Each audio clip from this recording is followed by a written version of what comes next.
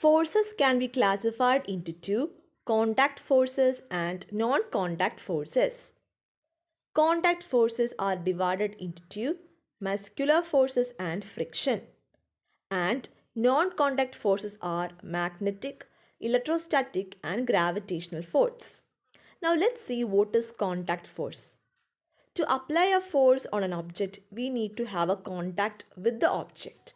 So the force that can be applied only when it is in contact with an object is called contact force. There are two types of contact forces. They are muscular forces and friction.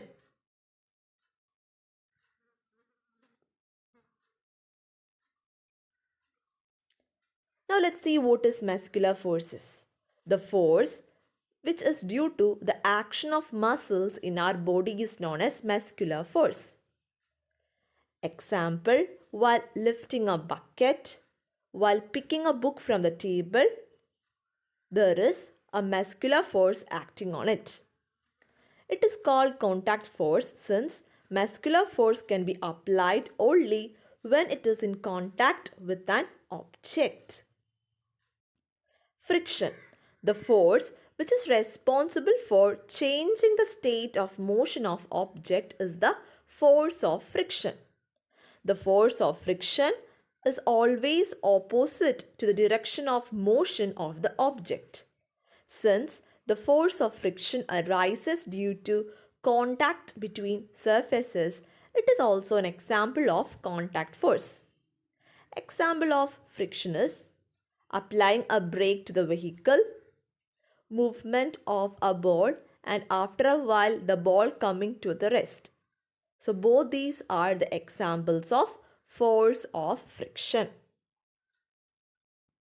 Non-contact forces.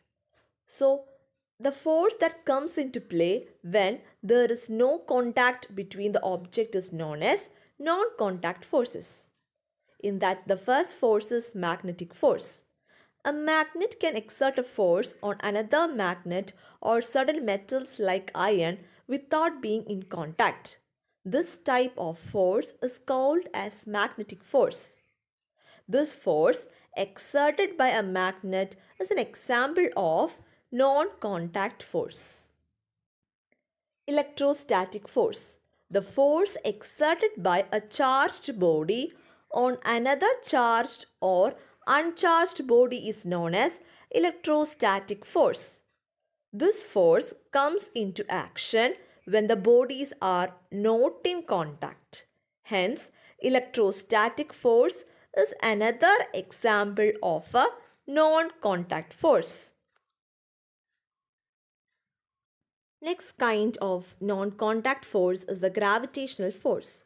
We know that many objects or things fall towards the earth because earth pulls them.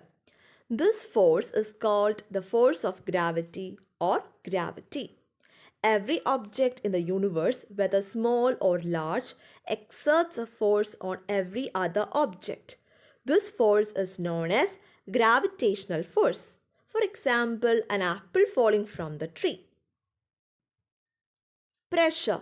The force acting on a unit area of a surface is called pressure, or pressure is equal to force divided by area on which it acts.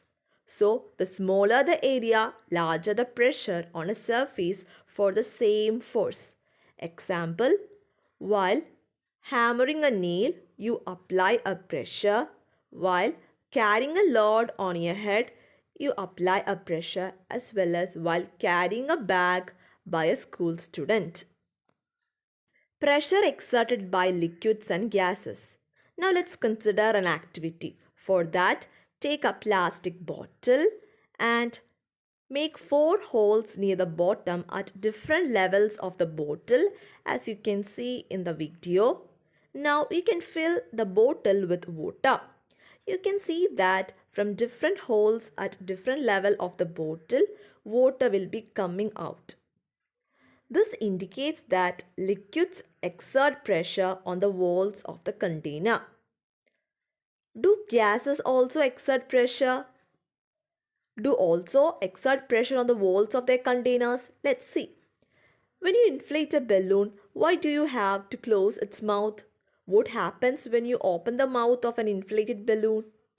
Hence, we can say that air exerts on the inner walls of an inflated balloon or a tube. So, gases too exert pressure on the walls of their container. Atmospheric pressure. The blanket of air around us is known as atmosphere. The atmospheric air extends up to many kilometers above surface of the earth. The pressure exerted by this air is known as atmospheric pressure.